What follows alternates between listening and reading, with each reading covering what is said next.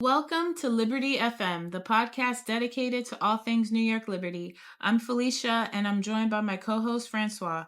We're looking back at Saturday's game against the Connecticut Sun. Unfortunately, this game snapped the Liberty's 8-game winning streak as they fall to the Sun 72-64. Francois, let's get into it. Yeah, let's get into it. And I guess it was a rude awakening, a wake-up call that maybe was needed for the Liberty after an eight-game winning streak. And things didn't necessarily go the way we expected against a revamped Connecticut Sun team. That night was just not the Liberty's night. They got beat fair and square by a very strong Connecticut team. And I guess, Felicia, you got your answer as to what the Connecticut Sun looked like with Marina Mabrey. It's definitely a stronger team with her in the squad, right? Yeah, it's definitely a stronger team.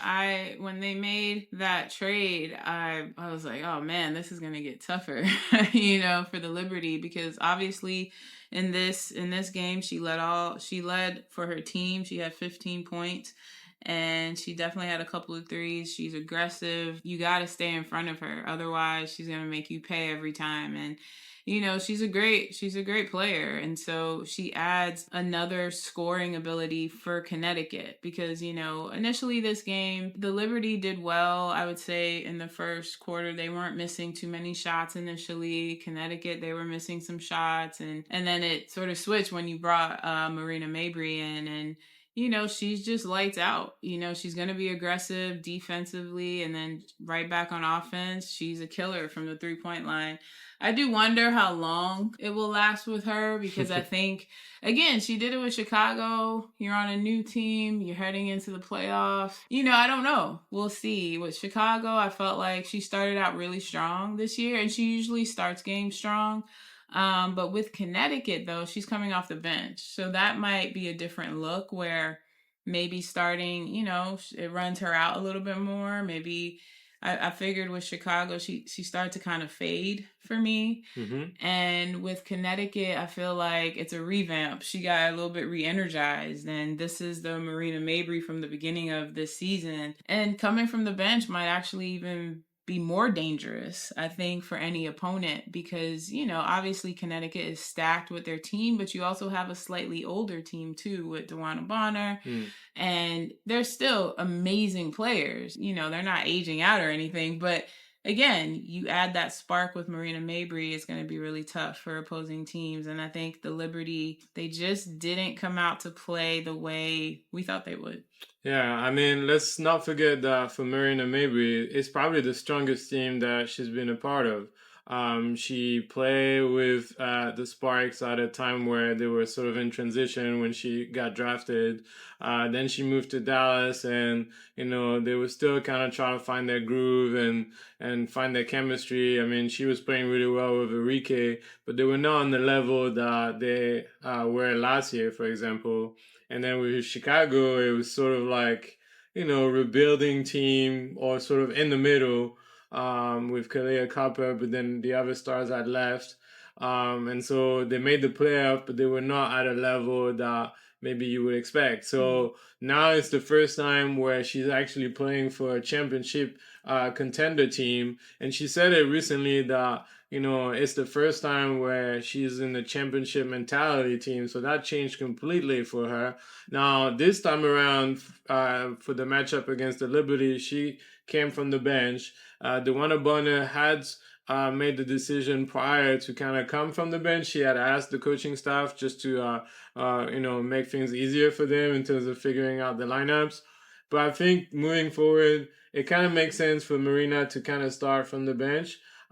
Because when she comes in, that kind of changed the ball game a little bit, and the Liberty didn't have any answer for her. And so, at the beginning of the game, I felt like we were maybe up for a very good night. Like the Liberty made their first 5 shots, and we're taking a decisive lead in the first quarter before Mabrey came into the quarter and sort of, they reduced the gap by 5 points at the end of the quarter. But at first, in the first quarter, I felt like, I think the Liberty are playing pretty well. But then that turned fairly quickly in the second quarter. And I think that Sandy said it best after the game. because they have every single game, they have a scouting report. They know what the strengths and weaknesses of each teams are. They know what the game plan is in order to derail the other team and win this game. They just didn't execute the plan. I mean, Sandy said after the game that they controlled the whole game, that we didn't come out with the urgency we needed against a good team, and there was no activity at the point of the screen, and that's on them. Connecticut are a really good team, and it showed everywhere across the stat sheet. And even Phoebe said that they didn't move the ball with urgency and they didn't make good decisions. Had 19 turnovers, which is usually way more than what they usually get. And what I noticed at the end, she said, we're going to watch some film and get better.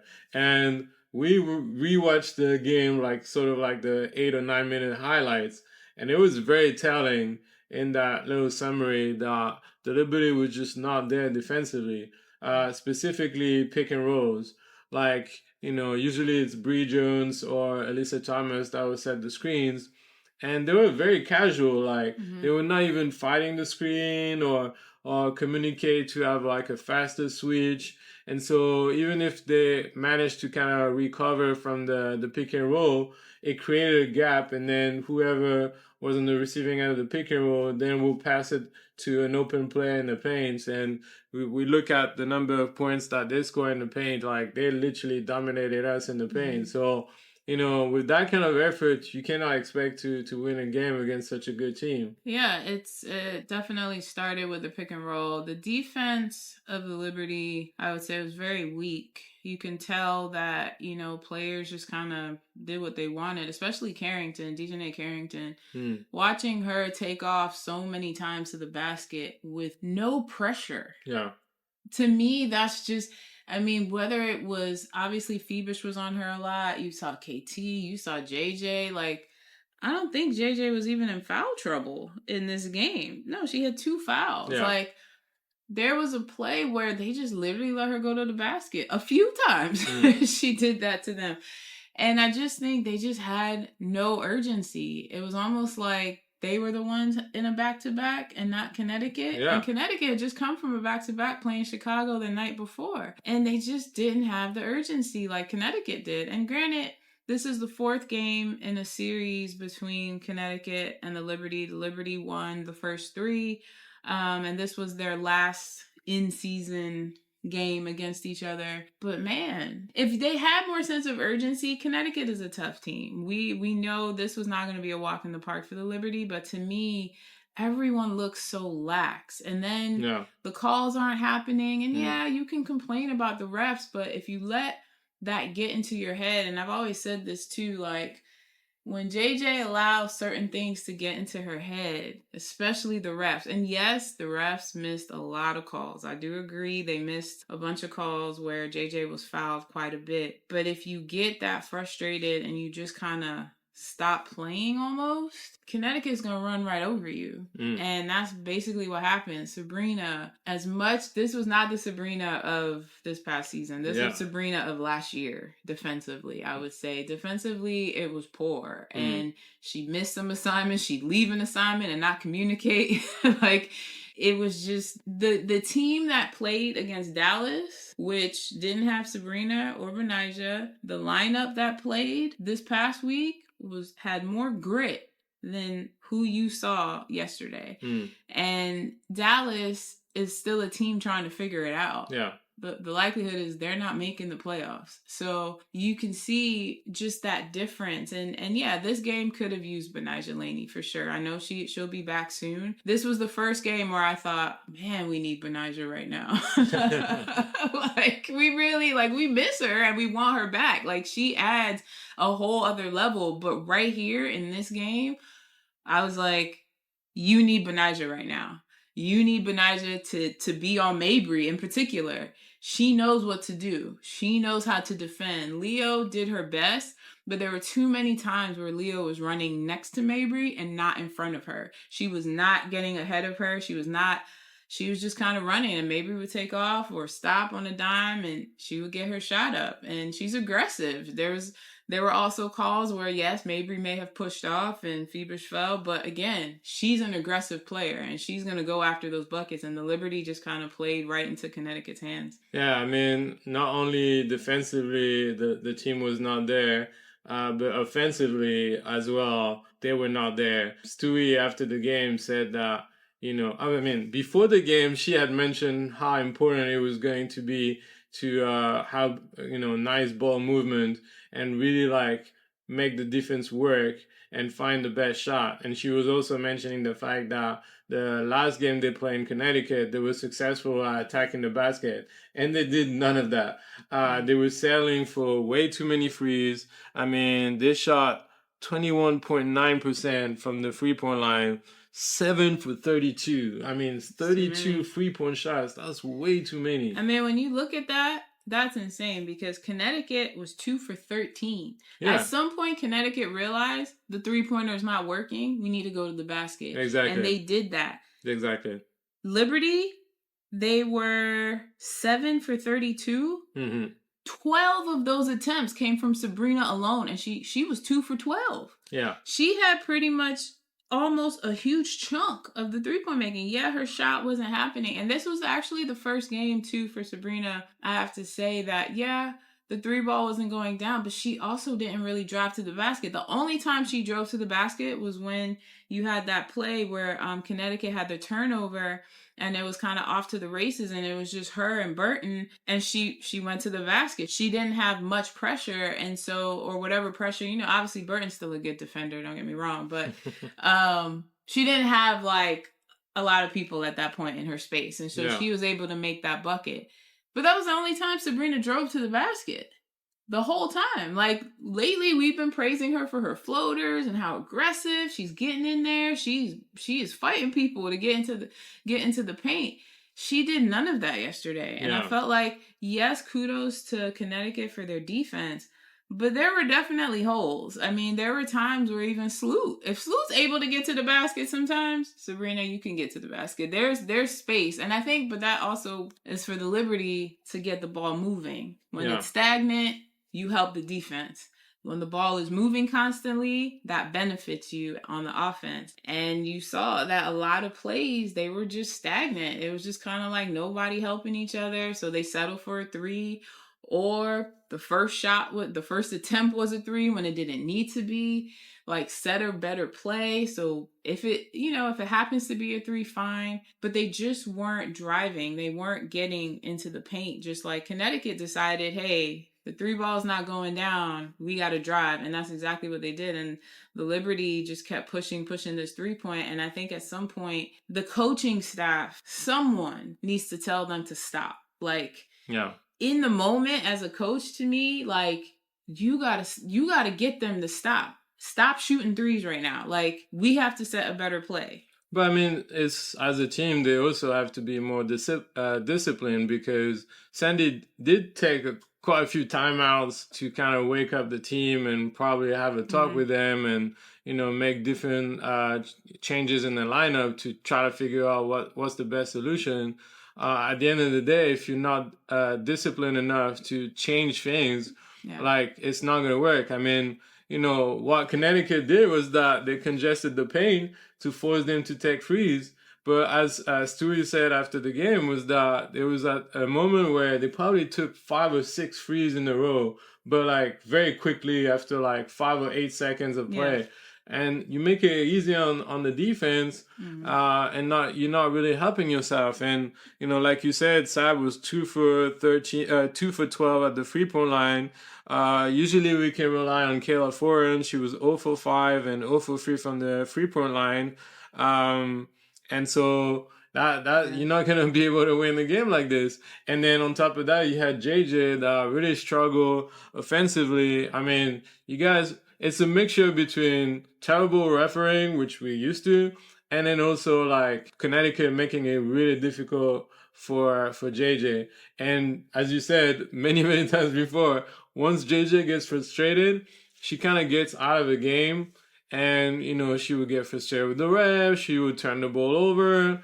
And, we saw that the Liberty are undefeated when JJ has a double-double in terms of points and rebound. She didn't get a double-double this time around, and they lost the game. Now, that's not the only reason why they lost, but, that was definitely something that, turned things around. I do think they got to play better for JJ. Like, this was a game, too, where I felt like last year was a similar thing. We kept talking about it. Like, you got to play for JJ. Like, you have to set better plays for her. And I felt like this game, when JJ has to dribble to get to the basket, I feel like it's always 50-50 with her. Like, because at that point, she doesn't have a quick step. It's not like Stewie. It's not like Kennedy Burke or Benijah. They have a quick first step to the basket typically.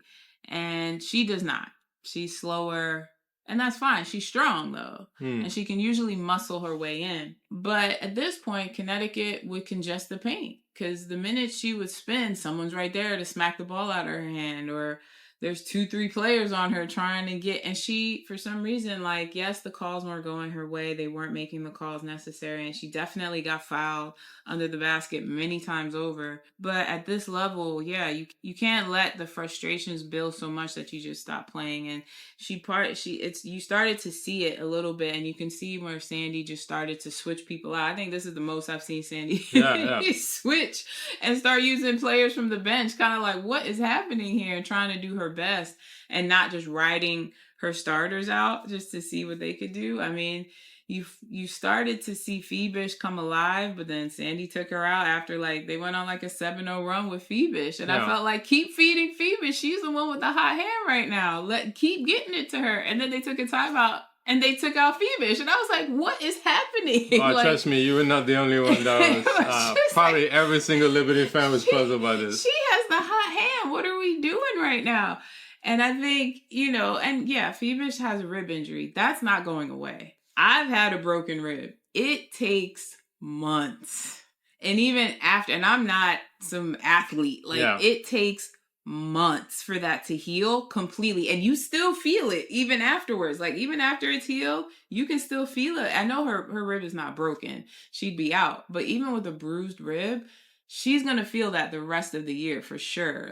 Playing, and it's hard. It's hard on the body, breathing. So I understand why they're taking her in and out, because she can't be out there for long stretches. I'm sure it's going to irritate her and it's going to bother her.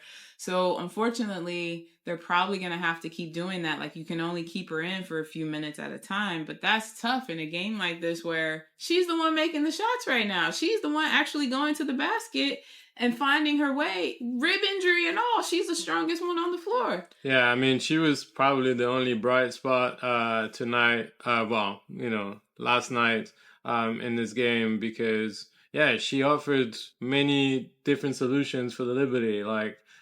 She was probably the only one that shot at the free-throw line well. She was 2 for 3, so she was definitely the only player above 50%. But she did so many other things, like cutting to the basket, attacking the basket, getting rebounds, and defending on some of the best players Connecticut. And she played the longest. Yeah. She played 33 minutes, and Stewie played 32 minutes. Even what was funny after the game was that Sandy almost apologized to Leo for playing her that much, Yeah, I'm sure she didn't want to play her that long with knowing with the injury, but she felt like she needed to, because she was the only player that, got things going. And Leo, I'm sure, she mentioned before the game that she's a competitor, and so she, battles the pain, but she wants to help the team. She knows that she's an important player, and she has been, tremendous for the Liberty lately. So, the competitor in her pushed her to play, but I'm sure that Sandy would have rather for her to not play as many minutes. But it was just the flow of the game. And, to go back on JJ, I think Connecticut is probably one of the few teams that offered physicality against JJ that really caused her a lot of problems, because they either have Bree Jones or Elisa Thomas on her. And so they're probably the only players, and I would say maybe Alana Smith with Minnesota are the only players that can really match JJ's physicality, because usually against other players, she bullies them basically, Yeah, and yeah, she also has the technique. Don't get me wrong, yeah. but she finds a way to dominate everybody else.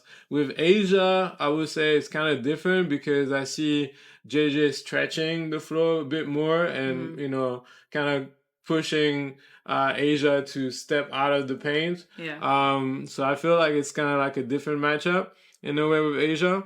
But yeah, Bree Jones, Lisa Thomas, and Alana Smith with Minnesota are probably the players that have caused the most trouble Mm-hmm. for JJ. And I think that's an area of growth. I mean, you know, even at this stage of her career, she can still continue to grow.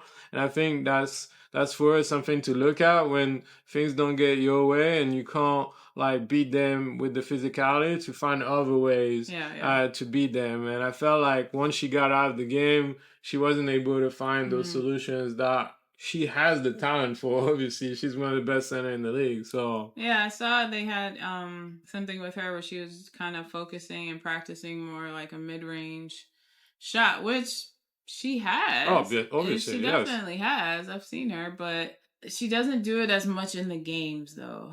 And I think that may also help her a little bit more too in games if she can really get that shot going, because she is more kind of in the paint, getting around the basket, bully ball underneath the basket. That's her bread and butter, and she's one of the toughest ones under the basket. So, but if she can definitely start to have a better just mid-range shot, which I know she does, it's just you don't see it as much in games sometimes. Like if she can start utilizing that even more, that would be a huge help for the Liberty. But you are correct, it is JJ doesn't get a double-double. The refs, definitely got under her skin, as well as Connecticut, but she has to keep her head in the game and, for her team, and they lift each other up. It was just a game where everyone sort of just underperformed, and it was almost like watching this team like from last year. Yeah. Trying to struggle and grind and not really know what they're doing on defense, not communicating, whereas, it just kind of, it was a weird game to watch, because you just felt like this is not the team we just watched 2 nights ago. Definitely not. Before Definitely playing not. Dallas. Yeah. Yeah, and so, we could tell that this game was heading to a loss, which I almost lost the habit of what it feels like to lose a game. Yeah. But I would say that the fans stayed pretty much until the very end. Sometimes how games are kind of like, you could tell that this is a loss, and so there's kind of no point staying behind. And then you have a lot of fans that are leaving the stadium. But I felt like this time around, the Liberty fans stay all the way up until the end, try to push their teams to make a comeback. And they got to see a little something at the end. I guess we have to kind of mention it since ESPN focuses solely on that and not the rest of the game. But I guess we have to kind of mention it. It involves Big Ellie. Yeah. And then Disney Carrington and our beloved Jaylyn Sherrod. But before that. Yes. Before that. Yes.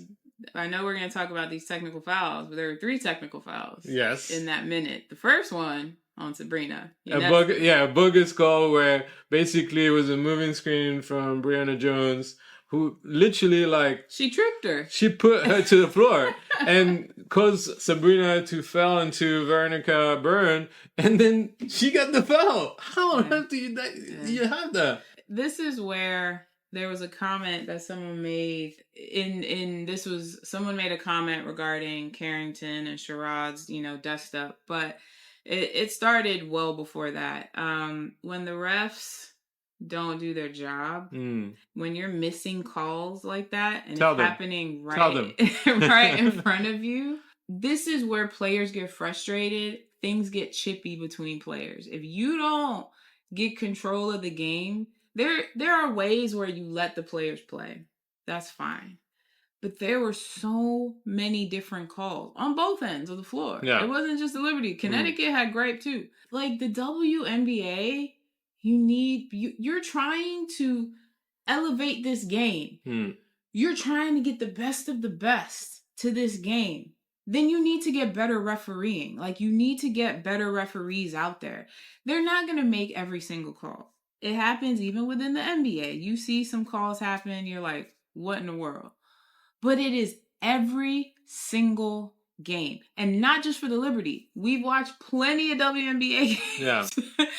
for various teams. And you're sitting there wondering, what are these refs thinking? Like, either somebody's too sensitive or like they just missed something. They didn't even see the play happen. So they all look like, I don't know what happened. A player's injured on the floor. You don't stop the game at all. That happened in this game where DeWanna Bonner, I think, took a hit. She went down and she was down on the ground. She was for a minute. And then Connecticut gets the ball back and it was an easy bucket for her because she was still down court. So there was nobody down there. She got a bucket, but she was still in pain. You could tell. The fans were upset because they felt like, oh, that's cheating or whatever. But she did go down on the ground. Like, they didn't call it. The Dallas game with the Liberty, KT goes down. She took a shot to the face, to her nose. She is writhing in pain on the ground.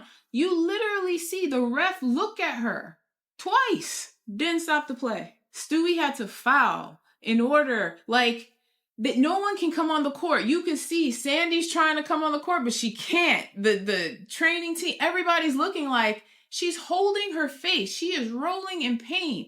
And you don't stop the play. And the refs are still looking. Like, I don't understand how you have the ability. It is a rule that you can do this. You can stop a play if someone gets injured and you don't do it.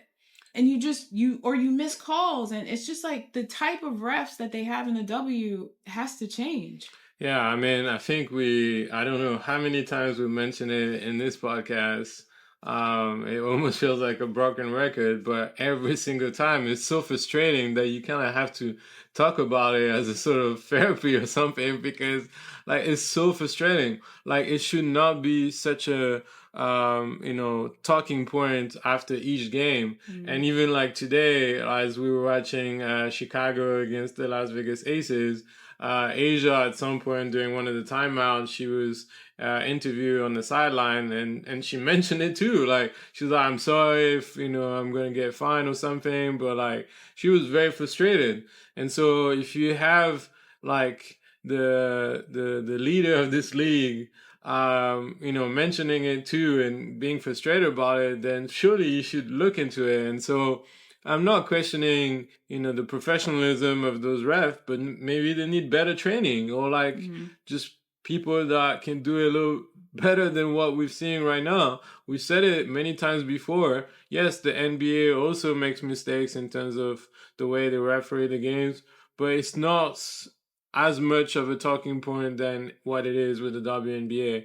And so, yes, I think the Liberty would have lost that game regardless, but, it definitely would have helped, or, at least diffuse some of the tensions that we saw at the end. So to go back to that point at the end, where basically Jaylyn Sherrod, and we have to congratulate her because, we were mentioning the fact that we will find out on Saturday if she gets a rest of the season contract or not. And the news arrived early on Saturday afternoon.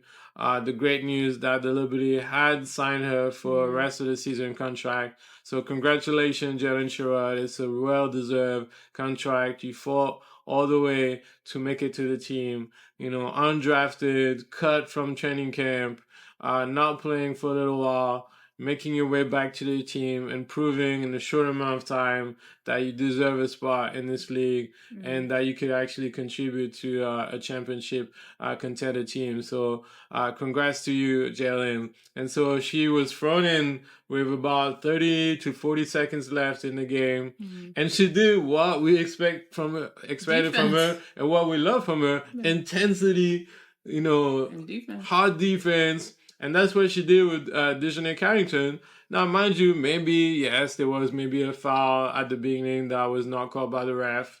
She got a little, maybe too physical. But after that, Dejanay completely lost it, where she literally shoved Jaylyn to the ground and then kind of stepped over. And so, what do you think you're going to do if you get shoved into the ground? You're going to respond. You're not going to back down. So Jaylyn pushed her. and which created like a a bit of scuffle. a scuffle. She went after that one, took the ref's legs to sort of get under her because the ref was just literally over her. The ref was just kind of caught. She's caught like, get right out the way, like. Yeah. And so, a bit of trash talk, that's part of the game. And then, the players, some of the experienced players, like, the one Bonner, for and Stewie, like, came to defuse the situation. But I guess, Jaylyn tweeted that, welcome to the league, kid. So that was like a welcome to the WNBA moment. And Disney Carrington said that, nothing personal, but, if you mess with my moneymaker, meaning her face, she's not going to like it, and felt like she was fouled a few times. So it is what it is, It happens. But can I just say something about Jaylyn Sherrod? Yeah. Sandy, I love Sandy. She is a fantastic coach. She really is. Like, I know we can get on Sandy at times, but she really is a great coach. Like, for a coach to get all her teams, not just in Liberty, all the teams she's had. You saw what she did in the Olympics. To get her teams to where they are, or to just get them into the playoffs, you're a great coach. Just to even get them there. Obviously, you got to take it further. You got to win. Sandy is a great coach. And she was trying to find the right lineup to handle Connecticut yesterday. Jaylyn Sherrod showed you what she could do when you put her in against Dallas. You had her, she played 10 minutes, and she did well against Dallas. She had some bigs that she had to get around. They are a tough team. Yeah. As is Connecticut. I don't understand. If you can give Dojkic 5 minutes, you can give Jaylyn Sherrod 5 minutes or more. I think Jaylyn Sherrod, you're not going to know what she can do if you don't throw her into the fire. Like, you can't mother her. I understand Marquisha Davis. I see when Marquisha comes in that she's still learning, she's still developing, she's still growing. So I understand that. But when Jaylyn comes in, it's a different story. She is energetic. She sticks to her person like glue, whoever she's defending. She is quick. And she is going to cause problems for the other team. Yeah. Even if, yes, she got a foul. She was a bit too aggressive. But she already created a spark for you. Yeah. Like, be aggressive. There was no one being that aggressive on the Liberty. Why didn't you bring her in? I don't know. Towards the end of the third quarter. Let's see what she can do. You could have taken her out in the fourth if you needed to. Or bring her at the beginning of the fourth quarter when the Liberty even kind of went on a run. Like, you need somebody with speed. You need somebody that can start to pick up the pace for the Liberty because they weren't doing that. She is that spark. And I just don't know why you brought her in the last minute of the game. Because at that point, it's done. It was over. You weren't playing as if you were trying to tie this game up. Yeah, and I think that, when you look at what Connecticut did, Stephanie White put Veronica Byrne, a defensive-minded player, with, she's not a tall player, but a very strong defender, and then she match her with Marina Mabrey. I felt like it was a good combination. Like, she tried things that caused problems to the Liberty. So then match her with someone around the same height, and yes, maybe not the same level of experience because Veronica Byrne is a third season into the league, but you match the intensity and the height, and I felt like she showed in a short amount of time, like those games against Dallas, that she could take it. Like, she's not afraid of the moment. So when you see that nothing really works, then why not trying her? And it wasn't working since the second quarter. This isn't like, all of a sudden the Liberty started to lose it in the fourth quarter. The only quarter the Liberty won was the first. They lost all the other quarters.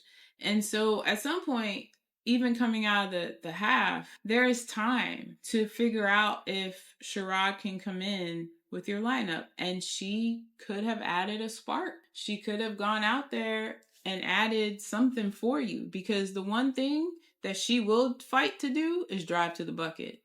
She will take off, and you're not going to be able to keep up with her. And it's going to be tough. And if anything, she might provoke fouls. That's the one thing that I would say for the Liberty. The only person really provoking fouls was Stewie.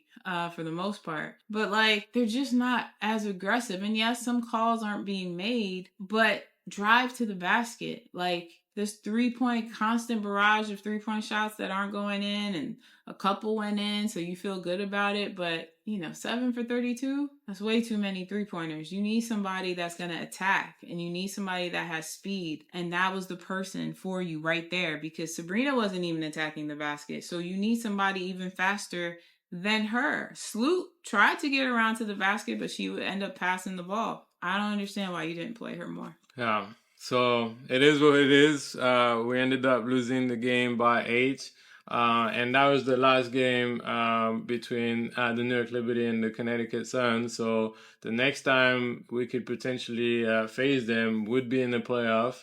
Yeah. As of now, we're the number 1 seed. They are the second seed. So it would mean that we will face them in the final. So if that's the case, I'll take it any day to meet them again, but in the final. But it was the last matchup, but we ended up, winning the series 3-1. So that's still important, because if it's a tiebreaker at the end of the season, then we'll be ahead of them thanks to that tiebreaker. So, the New York Liberty are gonna have to, make up for it. Next week they have a road trip with 3 games on Monday. I mean, they don't even have time to sort of linger too much over this game, because on Monday they'll play in Phoenix. The last time we played against them in Phoenix, we lost that game. So we know that Phoenix is an up and down team, but at home they're tough to beat. Yeah. So what better way to kind of recover from that loss than making a statement win against Phoenix in Phoenix. And then they'll fly after that to Cali and face the Sparks. If I'm not mistaken, I think that would be on Wednesday. And then Friday against Seattle with this new squad with Gabby Williams joining the team. Now I'm really looking forward to that Phoenix game, and in a way I'm happy that we have players like Breanna Stewart and Sabrina Ionescu, who are the leaders and the vocal leaders of that team. Like Sabrina, I feel like this year has grown into that role of leader. We saw against Dallas how she was on the bench, like cheering for her teammates, talking to them. And I think that's going to be important to have them as leaders, sort of looking back at that game and be able to talk to their teammates, and also be accountable to their own mistakes, moving forward, so that they can have a good game in Phoenix. I was wondering how Sabrina was going to be like at the post-game conference, but surprisingly enough, I felt like she was pretty, she wasn't too beat up by the game. Usually she's very serious, like, you could tell, like, the loss got into her. But I feel like this time around, she had a different approach. She knows that the season is long, that it's only just a basketball game, as she said, like, it's not the end of the world. But she kind of said in a nice way that this will never happen again. Yeah. And I kind of like that about her, when she's like, okay, like, my bad, we were bad, I had a part of it, but, don't catch me ever doing that again. And I like that about her. Yeah. And Stewie, in a different style, she was aware of the shortcoming of the team, but she has a way, I feel, to motivate her team that, gets you going. Like, let's say, okay, we messed up, but Stewie is the kind of leader where she's not going to bring you down, but she's going to tell you, yeah, we got to do things better as a team. And so I'm really, like, hopeful that with those leaders, we'll rectify those things for the next game. Mm-hmm. Yeah, I think with them at the helm, and maybe we'll see Bonaja at some point this week. I don't know. So it is expected, to see Bonaja on Monday. We saw her warming up against Connecticut on Saturday, but it was expected that she would just warm up and not be part of the game. But Sandy said that she's expecting her to play on Monday, probably coming from the bench. I don't expect her to start the game or to have tons of minutes, but it would definitely help to have Bonaja. Mm-hmm. Now the question would be, do you, once she's fully healthy, that's going to be the interesting question, though. Yeah. Because with the way Leonie Fibish has been playing, but at the same time, you see how crucial Bonaja would have been in that matchup against Connecticut. Who do you, like, bring back to the bench, Like, because me, I told you many times before, my ideal lineup would be Sabrina as the point guard, Benaja as the 2, Phoebish as the 3, and then JJ and Stewie at the 4 and 5. That would be the perfect lineup. For me, that's the perfect lineup. That would be the perfect lineup. But I doubt that Sandy is going to bench Sloot. It's kind of like, I wish Sloot would do what Bonner did with Connecticut. Like when Mabrey came, Bonner voluntarily, asked her coach for her to come from the bench so that Mabrey could gel with the other players and that Mabrey should start. I just don't know if Sandy's going to have that conversation. I do feel like she needs to have that conversation with Sloot, especially for the playoff run. But you also have Phoebish who's injured with her rib injury. So that also puts a damper on things because she might be nervous to have her start. She may want Phoebish to come from the bench simply because she has that rib injury. And again, that rib injury is not going away anytime soon. Yeah. They're going to just kind of keep a patch on it. It might get, maybe when they have a little bit of time off, it may get a tiny bit better for her. She'll push through. She is strong. She's a grinder. So she'll push through it. But I know that as a coach and as a team, you're not going to want them to push themselves so much that then they really get themselves in a bad shape with an injury. But yeah, Phoebish starting would be excellent. Now with the injury, I feel like Sandy will be more inclined to just start Sloot and have Phoebish come from the bench once Benaja is back fully in the lineup. Yeah, because I think Vandersloot and Sabrina don't complement each other that much because Vandersloot works better as the primary ball handler. Yeah. Rather than the you can see how she played with Dallas. Yeah. With Sabrina not there, that's the best I've seen Sloot play in a while. Yeah, and then when you look at Sabrina, when now she's becoming the all-around player, she works better as the point guard because she could distribute the ball and attack and score. And I feel like, when she's just like the shooting guard, it doesn't work as much. And then also defensively, that creates some gaps because then if you have switching and stuff like that, and you don't want to see Vandersloot on Mabrey. And at some point, I think she was on Bonner or Thomas because she had to switch on defense. That's a mismatch that you don't want to see. So, it would make more sense, for her to come from the bench because then with the second unit, that would make for a much stronger second unit because I think that's the problem at times when